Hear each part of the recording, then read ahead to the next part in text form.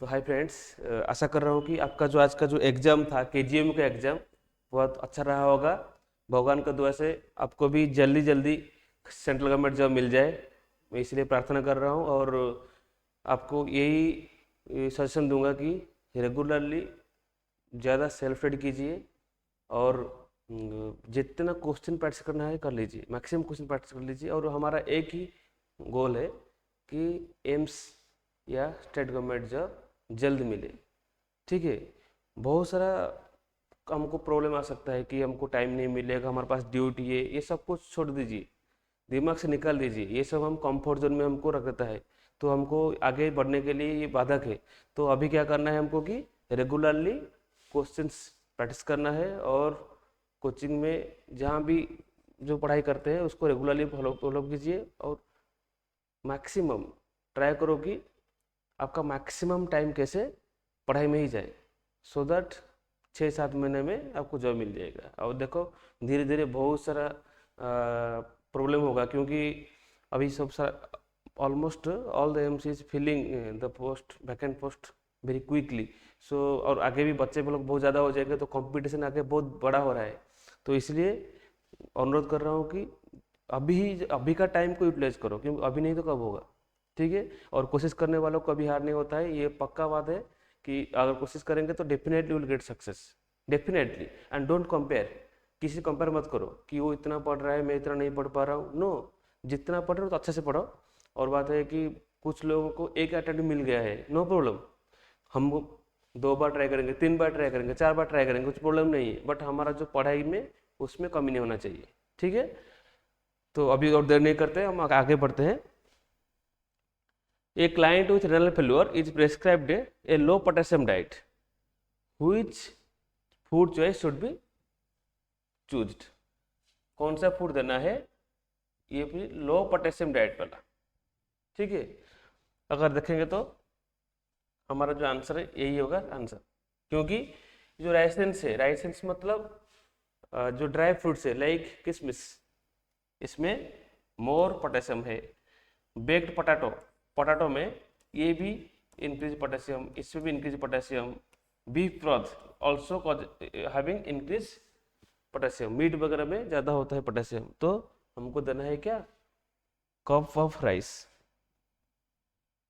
Then appropriate nursing intervention, client with borderline personal disorder, borderline personal disorder, ये लोगों को क्या होता है कि ज़्यादा चांस है कि सेल्फ इंजरी करने के लिए। ठीक है, तो लाइक ये लोग कभी कभी ऐसा क्या है कि लोनली फील करेंगे, जिंदगी में क्या करेंगे, बच के कुछ फायदा नहीं है, इसीलिए ये लोग थोड़ा सुसाइड करने वाला लोग है। तो आंसर हमारा क्या होगा? Observing the client for sign symptom of depression और सुसाइड थिंकिंग। और पता है जो डिप्रेसिव होते हैं उनका greatest risk of suicide question आ सकता है। डिप्रेशन में सबसे बहुत बड़ा डर क्या है? Suicidal thinking, they can injure themselves. ठीक है, एंड ये आंसर नहीं होगा, क्योंकि तो आंसर ये होता है। आंसर क्यों नहीं होगा ये? Allowing the client to lead the unit, इन लोगों को लीड करने का कैपेसिटी नहीं है। ठीक है, then restricting the client activity to assigned unit throughout hospital, ऐसा नहीं है। अगर वो डिप्रेसिव मूड से ट्रीटमेंट हो गए हैं तो ठीक हो गए अभी, तो they can move to the other units also. Then allowing the client to select a primary caregiver, उन लोगों के पास कैपेसिटी नहीं है भी, they don't have that self control power to choose their primary caregiver. So ये answer नहीं होगा, answer ये भी नहीं है, आंसर ये भी नहीं है, only answer is A. Then which of the following is an expected finding in the assessment of a client with bulimia nervosa? Bulimia nervosa patient में क्या होता है कि ज़्यादा खा लेता है वो, दे डोंट हैव कंट्रोल, उनके पास कंट्रोल नहीं है कि कितना मुझे खाना है। तो ज़्यादा खा लेंगे और खाने के बाद तुरंत चले जाएंगे बाथरूम या बेसिन के पास चले जाएंगे, जाके उल्टी करेंगे। ठीक है, और देखेंगे तो आंसर हमारा क्या होगा? आंसर होगा halogen of the tooth enamel. ये क्यों होगा बता देता हूँ। देखिए, तो extreme weight loss, then presence of the lanugo upper body, muscle wasting, these all are the features of the anorexia nervosa. वो लोग बहुत थीन होते हैं, बहुत पतले होते हैं, पतले दुबले होते हैं और बिल्कुल नहीं खाते हैं, and they are more beauty conscious. ठीक है। और एरोजन ऑफ टूथ एनामल क्यों, आंसर क्यों होगा, ये पेशेंट में बोले नर्वस में ये लोग सेल्फ इंड्यूस्ड खुद जाके मुंह में अंदर उंगली डाल के ही उल्टी करेंगे, तो करने के टाइम में उनका टूथ इरोजन होने का चांस है। तो आंसर ये होता है। Presence of landing hair over the body, ये होता है फीचर ऑफ एनोरेक्सिया नर्वोसा, क्योंकि एनोरेक्सिया नर्वोसा में क्या होता है कि रिड्यूस फैट होता है, उनके पास फैट नहीं होता है, बॉडी में फैट नहीं होता है। एक्चुअली हमको पता है कि फैट हेल्प्स इन थर्मोरेगुलेशन, हमारा टेम्परेचर रेगुलेट करने के लिए कोशिश करता है। तो अगर वो फैट नहीं है, इसलिए बॉडी का मैकेनिज्म से वो फैट का कमी को थोड़ा भरपाई करने के लिए क्या हो जाता है कि हमारे बॉडी में हेयर आ जाता है। Hair also helps in temperature control ना। सो तो छोड़ दीजिए, एक्सट्रीम वेट लॉस या लैंडिंग हेयर बॉडी, ये जो मसल वेस्टिंग, ये सब होता है features of anorexia nervosa and bulimia nervosa का यही मिलेगा हमको। तो नेक्स्ट क्वेश्चन है कि देखिए तो बच्चों लोग सबका equally emotionally and cognitive development हुआ है, तो इनमें से कौन सा बच्चा का एक्सीडेंटल पॉइजनिंग होने का चांस होता है। एक्सीडेंटली पॉइजनिंग मतलब दे कैन इंजेस्ट, तो देखेंगे तो 1 ईयर बेबी ज़्यादा मूव नहीं करता है, ठीक है, तो and also under supervision mostly 1 year baby. Then 4 year baby, इनका क्या होता है कि ये ज़्यादा लटपटाते हैं, ज़्यादा वो क्विक है, जैसे क्योंकि चलेंगे नए नए चल रहे हैं, और जो भी कुछ देखेंगे ना उनको क्यूरियोसिटी रहता है कि अरे ये क्या है, वो क्या है, उसको टेस्ट कर सकते हैं, उसको टच करेंगे। तो और ये जो 8 years and 12 years little mature, थोड़ा बड़े हो गए हैं, स्कूल भी जाते हैं, तो लोगों के साथ थोड़ा मिलते हैं, तो उनको एटलीस्ट पता चल गया है और इनको बहुत सारा एजुकेशन मिला होगा थोड़ा थोड़ा, तो इसलिए ये लोग ज़्यादा रिस्क में नहीं है about this accidental poisoning. But this 4 year child will be because of more curiosity, इच्छा है इनको ज़्यादा, इसके वजह से क्या होता है कि ये लोग पॉइजनिंग करने का, भला कि एक्सीडेंटल पॉइजन होने का ज़्यादा रिस्क होता है। तो आंसर होता है हमारा बी, बी होता है आंसर। देन इनमें से ये प्री स्कूलर चाइल्ड के लिए, प्री स्कूलर के लिए कौन सा प्ले होता है, ठीक है। प्री स्कूलर मतलब जो एज होता है 3 to 4 ईयर्स, तो उनको बोलते हैं प्री स्कूलर्स। तो प्री स्कूलर्स के लिए हमारा ये जो प्ले होता है वो होता है एसोसिएटिव प्ले। एसोसिएटिव प्ले मतलब क्या होता है कि ये दो बच्चे हैं, ये भी दो बच्चे हैं, ये लोग क्या करेंगे, इनका टॉय को एक्सचेंज करेंगे, एटलीस्ट मिलके खेलेंगे थोड़ा, विदाउट एनी रूल, कुछ भी उनका खेल में कुछ रूल्स एंड रेगुलेशन नहीं होगा, वो लोग उनके बीच में टॉयज को शेयर कर सकते हैं या ज़्यादा खेलने की कोशिश करेंगे, ठीक है। और ये जो सॉलिटरी प्ले होता है, सॉलिटरी प्ले होता है इन्फेंसी में। इन्फेंसी मतलब इन्फेंट लेस देन 1 ईयर वाला जो बच्चा होता है उनमें होता है, वो अकेला ही खेलता है। और ये जो होता है पैरेलल प्ले, पैरेलल प्ले मतलब वो टॉडलर में देखा जाता है, टॉडलर में स्पेशली, टॉडलर में, टॉडलर मतलब जो जिसका एज होता है कि 2 to 3 ईयर्स, तो वो लोगों के लिए क्या होता है कि सपोज वो एक बच्चा को देख रहा है, उसको देख के ये खेलेगा, बट साथ में नहीं खेलेंगे, ठीक है, क्योंकि जानते नहीं पहचानते नहीं है, हाँ। तो ये होता है पैरेलल प्ले। और ये जो कोऑपरेटिव प्ले होता है, ये तो स्कूल गोइंग चिल्ड्रन में देखते हैं, क्योंकि इनका थोड़ा रूल एंड रेगुलेशन में खेलते हैं और एक कोऑपरेशन में खेलते हैं, ठीक है। तो आंसर है हमारा जो ये प्री स्कूलर के लिए एसोसिएटिव प्ले, तो answer is B. Then next question है, the nurse is ready to begin the exam of a 9 month old infant. कितना महीने का है, 9 month old इन्फेंट का वो उनको एग्जामिन करेगा, तो मदर से, तो which should be done first, कौन सा एग्जाम पहला करेगा। देखिए ऑप्शन है कि check the Babinski's reflex, then check the heart sound and lungs, palpate the abdomen and check the tympanic membrane. तो देखेंगे तो अभी क्या है कि बोला है कि बेबी ने मदर्स का लैप में है, माँ ने बच्चा को पकड़ा है, ठीक है। तो अभी क्या करेंगे कि बच्चे ने रोएगा नहीं, है कि नहीं। तो पहले हमको क्या करना चाहिए कि ये listen the hard sound and long sound, वो बेस्ट होगा, ठीक है ना। क्योंकि और दूसरा कुछ भी करेंगे लाइक वाइबिंग स्किल चेक करेंगे या पल्पेट करते हैं या कुछ भी हम करते हैं तो रोना शुरू करेगा। जो रोएगा तो हम क्या करेंगे, रोने से हमको क्या अच्छा सुनाई नहीं देगा, तो आंसर होगा B. In terms of cognitive development a 3 year old would be expected to, एक 3 years का बच्चा क्या कर सकता है, उसका आंसर है थिंक एब्स्ट्रैक्टली, नो नहीं हो सकता है, इतने भी मैच्योर नहीं है वो। Use magical thinking, then understand conversation, ये भी नहीं कर सकते, बुझ नहीं सकते, सब कुछ समझ नहीं पाएगा। Then C thinks from the perspective of others, no ये भी इतना मैच्योर नहीं है। तो यूज मैजिकल थिंकिंग, कुछ भी सोच सकता है। सपोज हम अभी 3 year बच्चा को एक देते हैं, टॉय देते हैं लाइक बियर या रैबिट, तो वो सच में इसको एज्यूम करेगा, करे ये सच में ये टॉय ऐसा ही बिहेव करेगा। तो ये मैजिकल थिंकिंग इसमें देखा जा सकता है, तो आंसर होगा हमारा बी। तो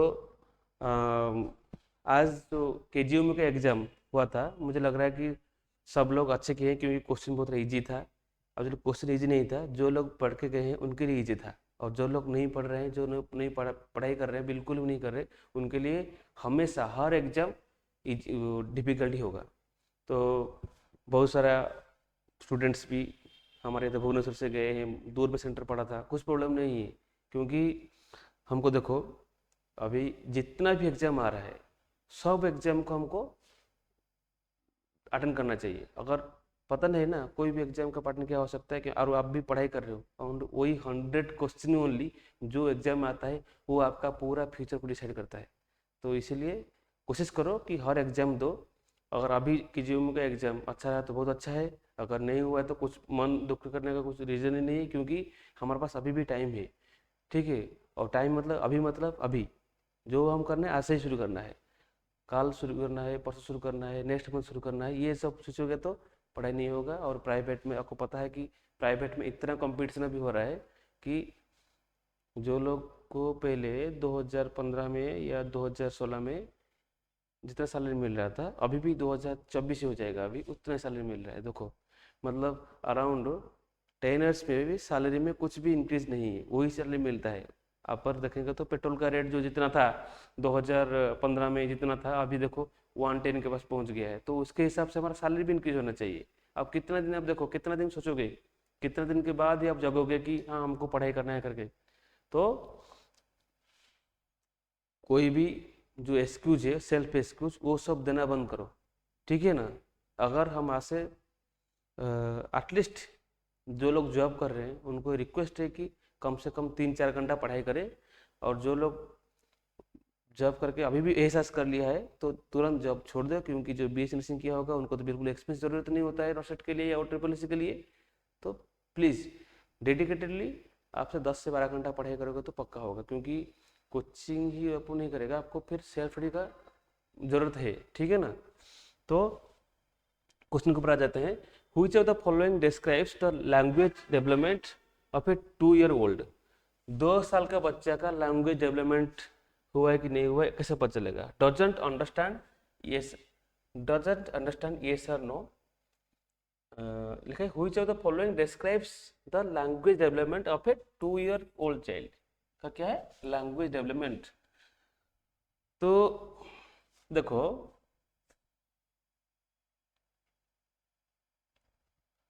क्या क्या है।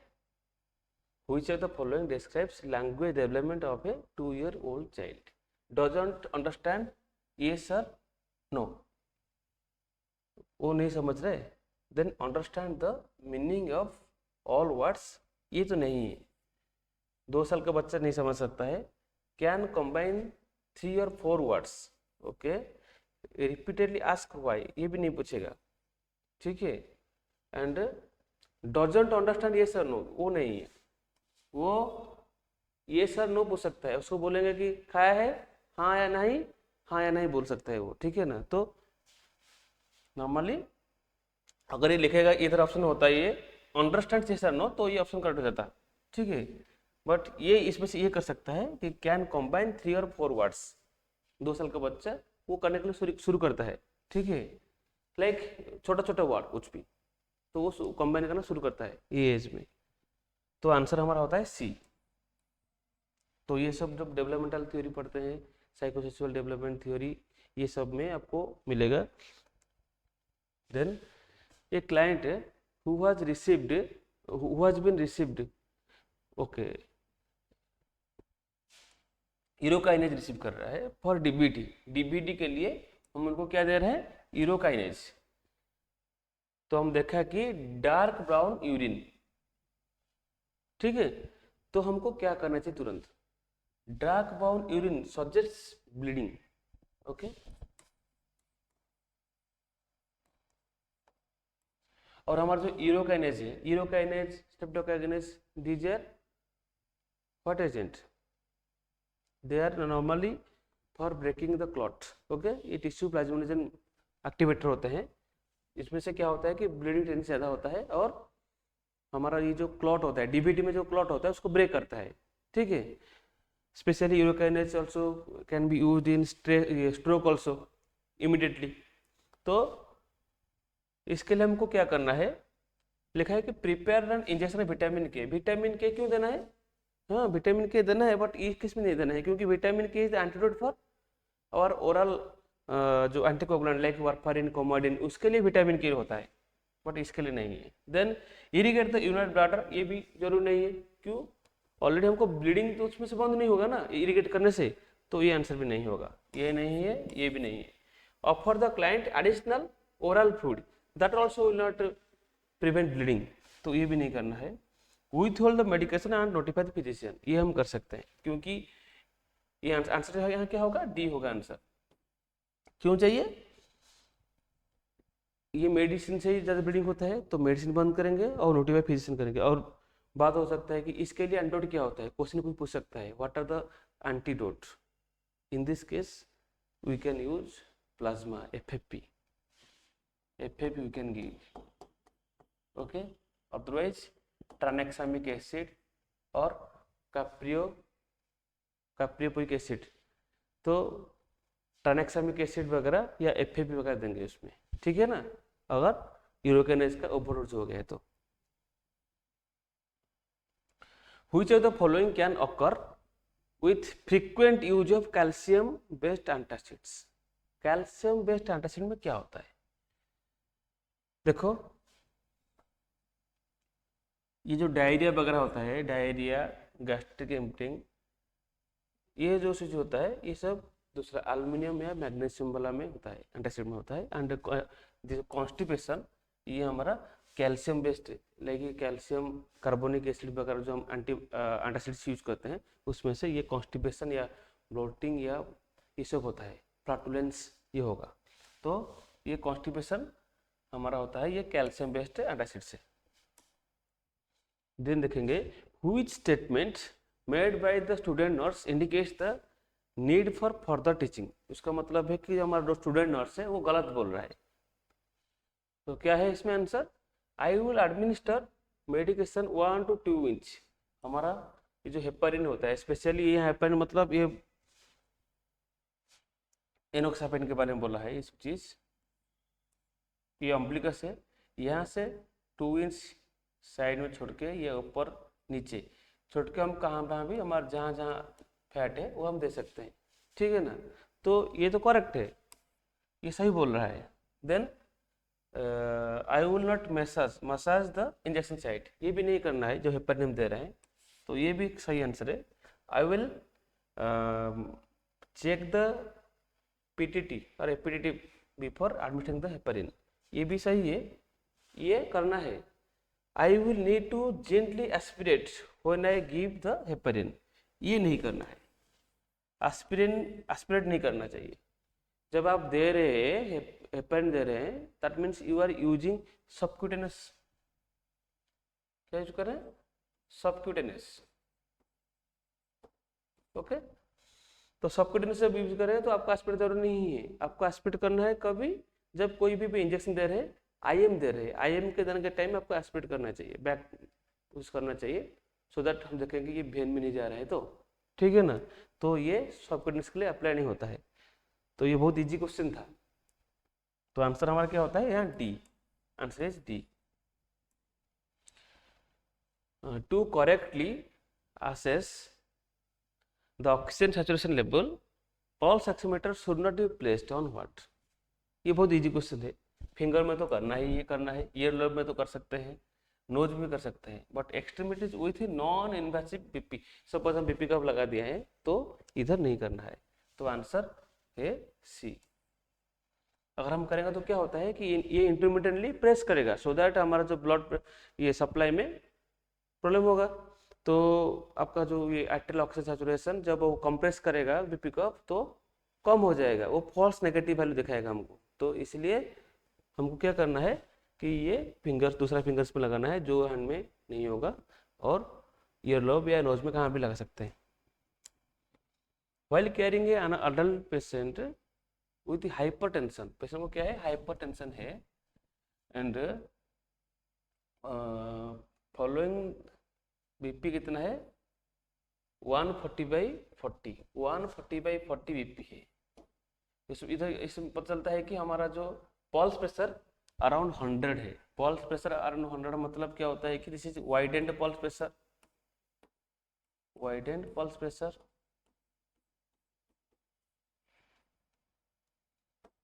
ठीक है, and pulse rate is 120, respiration 36। तो हमको इनिशियली क्या करना पड़ेगा, पेशेंट तो ओनली एडमिट हुआ था हाइपरटेंशन के लिए, बट आप ये देख रहे हैं कि ये चीज हुआ है, तो report the findings to the physician, recheck the vital sign in 1 hour, ये जरूरी नहीं है।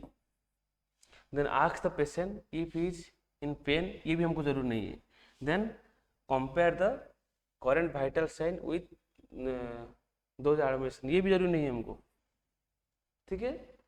बट हमको इमीडिएटली क्या करना चाहिए, initial action should be we can compare later, but हमको पहले ये डॉक्टर को बोलना चाहिए, क्योंकि this could be reason for our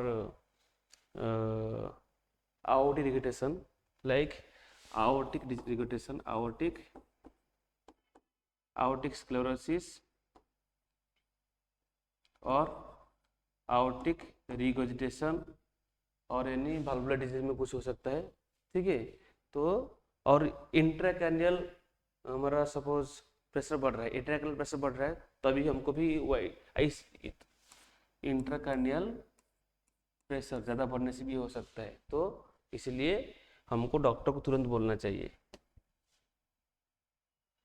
तो the nurse is preparing a client with axillopopliteal bypass graft. Axillopopliteal, axillopopliteal मतलब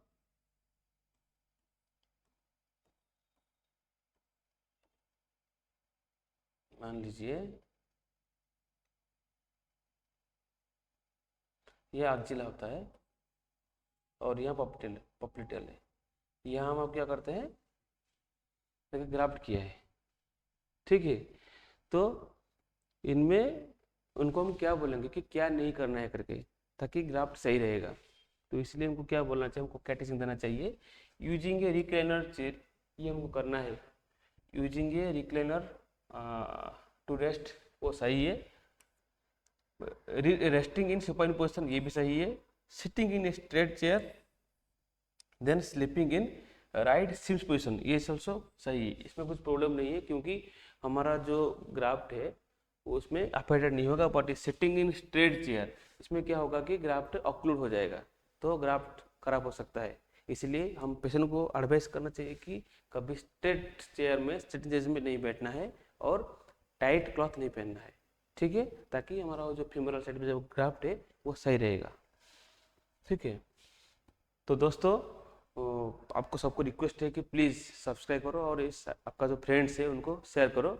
definitely if I will be motivate, definitely will be prepare regular videos, so please. तो देखो, the doctor has ordered anti thrombotic stocking, that mean DBT stocking में जो देते हैं, to be applied in the legs, leg में लगाएंगे anti thrombotic stocking, इसको बोलते हैं डेबोटेकिंग बोलते हैं, डीबीटी stocking with peripheral vascular disorder है, ठीक है। The nurse knows anti thrombotic stocking should be applied when, तो before the client arises in the morning, ये होता है हमारा बेस्ट आंसर। ये क्यों नहीं है? With the client in A standing position, standing position रहेगा तो क्या होगा, एडिमा में हो जाएगा, तो ये नहीं है answer. After the client has bathed and applied lotion on the legs, वो भी नहीं है, क्योंकि ये टाइम में भी हमको पेरिफेरल एडिमा होने का चांस है। Then before the client retires in the evening, retire evening के टाइम तो ज़्यादा एडिमा हो जाएगा, तो इसलिए जब उठने से पहले ही बेड में ही इनको लगा के ही उठना है वो, ठीक है। तो आंसर हमारा होता है ए। Then the nurse had just received the change of shift report and preparing to make rounds. Which of the client should be assessed first? अभी हैंडओवर हो गया है, हैंडओवर के बाद अब देखेंगे कि कौन सा पेशेंट को जाकर पहले देखना है मुझे, कौन सा पेशेंट कंडीशन थोड़ा खराब है ताकि मुझे जाकर पहले देखना है। तो आंसर क्या होगा, client recovering from stroke with oxygen saturation and 99, that means patient is stable, saturation is 99 और भी ये 3 डेज हो गया है, okay. A client is recovering, then a client 3 days post operative coronary bypass graft with an oral temperature of 100.2 degree Fahrenheit is little inflammatory response, normally होता है 3 days में, post of 3 day में normally ये 2 to 3 days तो inflammatory response रहता है post of period में, तो यहाँ तो टेम्परेचर लिटिल इंक्रीज होगा, इसके लिए हमको कुछ ज़्यादा टेंशन की जरूरत नहीं होता है। Then client admitted with 1 hour ago with rales and shortness of breath, ये होगा आंसर, क्योंकि यहाँ हमको कुछ रेस्पिरेटरी इंटरवेंशन चाहिए, तब इसको ऑक्सीजन एडमिशन चाहिए या पेशेंट, क्योंकि rales and shortness of breath that suggest that patient having respiratory difficulty, तो definitely immediate response should be given to this patient, because ये patient जो है ये client with belongs to a client being prepared for discharge, इनको तो discharge करना है, right collective हुआ था, तो इनको हम बाद में देख सकते हैं, कुछ प्रॉब्लम नहीं है, तो इसलिए आंसर हमारा होगा सी होगा answer. A client with A femoral popliteal bypass graft is assigned to a semi private room, मतलब ट्विन शेयरिंग, डबल लोग, 2 लोग रह सकते हैं, सेमी प्राइवेट मतलब समझना चाहिए 2 लोग रह सकते हो रूम में, तो वो पेशेंट को, जो पेशेंट को पॉप्लिटियल बाईपास ग्राफ्ट हुआ है, एक सर्जरी हुआ है, इसके साथ कौन पेशेंट रहने से ठीक रहेगा, कुछ प्रॉब्लम नहीं होगा, तो पेशेंट एक ऑप्शन है कि hypothyroidism, then diabetic foot ulcer, then gastroenteritis, then bacterial pneumonia. देखो ये जो तीनों है, these are cause of infection, it may also cause infection up to that patient. Then हमारा जो बेस्ट आंसर रहेगा, बेस्ट पार्टनर रह सकता है हाइपोथायराइडिज्म वाला, क्योंकि इनमें इन्फेक्शन का चांस नहीं है, तो this patient can be share the room with this patient. The nurse is teaching the client regarding use of sodium warfarin, the statement made by the client would require further teaching, that इसका मतलब है कि इसमें से क्या wrong है, patient को वार्फारिन मिल रहा है तो उनको हम फर्दर टीचिंग देंगे, मतलब इनमें से रॉन्ग स्टेटमेंट क्या होता है वो देखेंगे। जब फर्दर टीचिंग वाला ऐसा कुछ टर्म आता है, हमको समझ में आना चाहिए कि ये रॉन्ग स्टेटमेंट इसमें से फाइंड आउट करना है, ठीक है। तो I will have blood drawn every month, I will have blood drawn every month definitely करना पड़ेगा, क्योंकि ये वार्फारिन के लिए हमको पीटी और आईएनआर चेक करना है। क्या चेक करना चाहिए? PT, prothrombin time and INR to be checked every month so that the dose can be adjusted. Then I will assess my skin for rash, definitely skin rash हमारे वार्फारिन का एक side effect है, तो उसको देखना है। I will take aspirin for headache, ये नहीं करना है, क्योंकि then I will use an electric laser, definitely जो ट्रिमर है उसको यूज करना चाहिए, क्योंकि अगर दूसरा नॉर्मल लेजर में क्या होता है कि ब्लीडिंग कट हो जाए तो ब्लीडिंग का चांस रहता है, इसमें ट्रिमर में ब्लीडिंग होने का चांस नहीं है, इसलिए हमको इलेक्ट्रिक, इसको तो एडवाइस करना चाहिए करने के लिए, but I will take aspirin for a headache, ये नहीं करना है। एस्पिरिन होता है क्या है? एस्पिरिन एक एनएसआईडी होता है, NSAID, non steroidal anti inflammatory drugs. तो ये इसका एक चांस है कि ये ब्लीडिंग टेंडेंसी को बढ़ाता है। क्या बढ़ाता है? ब्लीडिंग टेंडेंसी को बढ़ाता है। ब्लीडिंग टेंडेंसी को बढ़ाता है। तो देखो ऑलरेडी वारफारिन मतलब ले रहे हैं, मतलब हमारा जो आईएनआर हाई रहेगा तो ब्लीडिंग होने का चांस ज़्यादा होता है, वो दैट इज ऑलरेडी एंटीकोगुलेंट। अगर आप दोबारा एस्पिरिन ले लोगे तो फिर क्या होगा, ज़्यादा ब्लीडिंग से बढ़ जाएगा, तो इसीलिए इसको डिस्करेज करना है। तो ये रॉन्ग स्टेटमेंट है। The client turns to the recovery room following a repair of an abdominal aneurysm। abdominal aneurysm हुआ है पेशेंट का, क्या हुआ है? abdominal रिपेयर हुआ है, following repair of an abdominal aneurysm। ठीक है। which of the following requires for the further investigation। ठीक है। तो pedal pulse regular, pedal pulse मतलब हमारा क्या होता है? पीटी, पीटी मतलब posterior tibialis and PD dorsalis pedis, DP posterior tibialis and dorsalis pedis, ये दो पेरिफेरल हमारा जो पेडल पल्स होता है, अगर ये पल्स रेगुलर है तो सही है। तो उसका मतलब है कि हमारा ये जो एब्डोमिनल एनेरिज्म में जो रिपेयर हुआ है वो सही है, क्योंकि ब्लड फ्लो तो एक्सट्रीमिटी तक ठीक हो रहा है, तो ये तो कुछ प्रॉब्लम नहीं है। हमको कौन सा प्रॉब्लम में इमीडिएटली कुछ इंटरवेंशन करना पड़ेगा। Urine output 20 ml in the past hour, blood pressure 108/50, then oxygen saturation 97, ये तो नॉर्मल है and this is also expected. Actually BP को थोड़ा कंट्रोल में रखना है, ज़्यादा हाई नहीं करना है, क्योंकि ये जो स्विचर साइड प्रॉब्लम हो सकता है, इसलिए हमारा जो एक्सपेक्टेड प्रेशर है वो तो सही है, ब्लड प्रेशर सही है, ऑक्सीजन सैचुरेशन सही है, देन पेडल पल्स ऑल्सो सही है, रेगुलर है। तो हमारा प्रॉब्लम अभी है कि 20 ml in the past hour. देखो अब एक्चुअली इधर पेशेंट का वेट नहीं दिया हुआ है, बट हम देखेंगे कोई अडल्ट पेशेंट का नॉर्मली जो एवरेज वेट होता है अराउंड 60 kg। 60 kg वेट के लिए हमारा जैसे देखेंगे तो 60 kg तो हमारा एवरेज वेट देखेंगे तो हमारा जो नॉर्मल यूनिट आउटपुट होता है पर आवर होता है 0.5 ml, 0.5 ml पर kg बॉडी वेट, पर kg बॉडी वेट। तो पर केजी बॉडी वेट 0.5 ml मतलब एटलीस्ट हमको 30 ml होना चाहिए मिनिमम। ठीक है।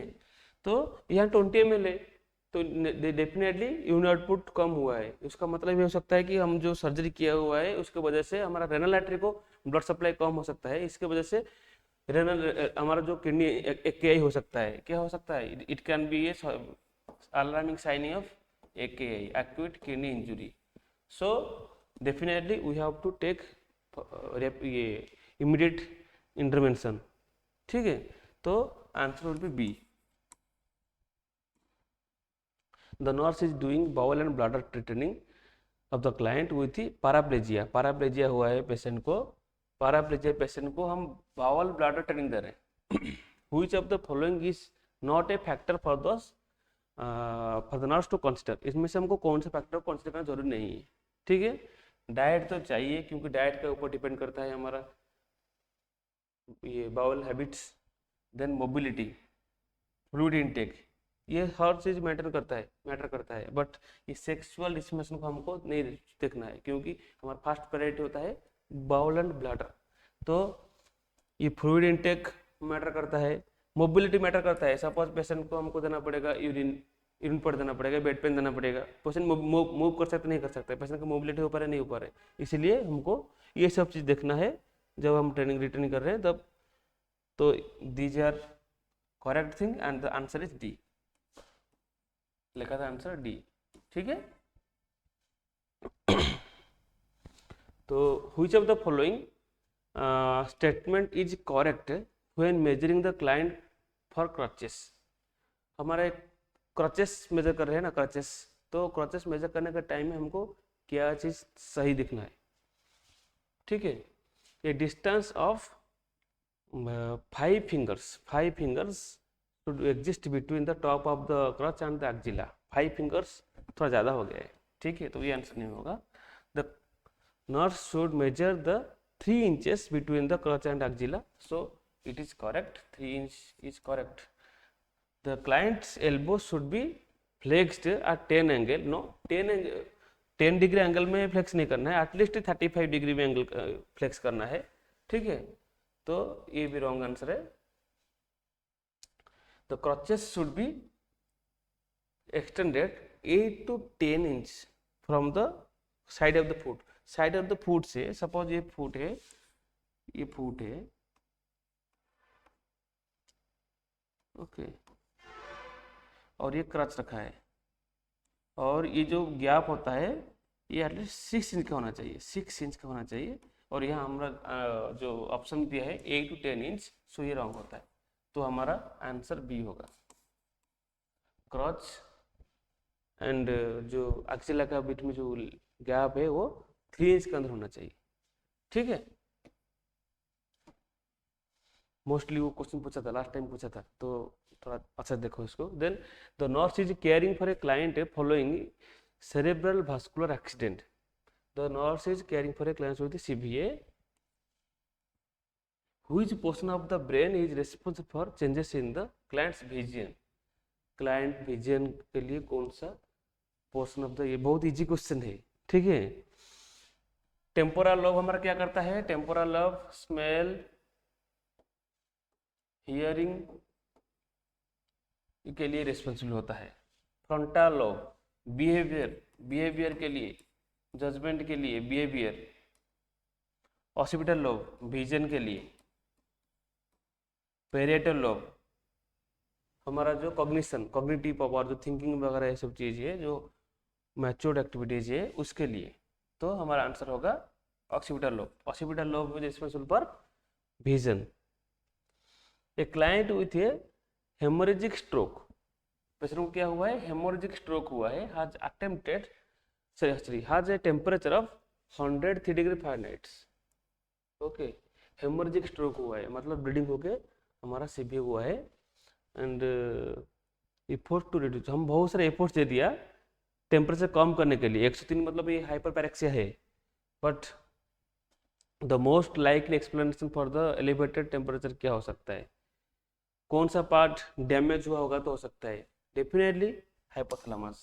और ये सब आंसर नहीं है, ये बहुत इजी क्वेश्चन है, क्योंकि हाइपोथैलेमस ओनली होता है टेम्परेचर रेगुलेटिंग सेंटर। अगर हाइपोथैलेमस में कुछ प्रॉब्लम होता है तो टेम्परेचर रेगुलेट नहीं हो पाएगा, तो आंसर ही होता है।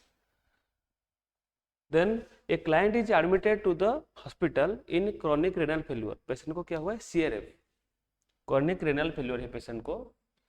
A low protein diet is ordered, low protein diet देने के लिए उनको बोला हुआ है। द रास्ता पर a low protein diet is, क्यों देना है लो प्रोटीन डाइट, क्यों देना है? A low protein diet that helps to reduce blood nitrogen and other waste. Definitely the low protein diet increases the sodium and potassium level. No, ये तो गलत answer है, गलत option. Then a low protein diet increases albumin. No, definitely albumin कैसे कम ये increase कर सकता है? ये नहीं कर सकता है।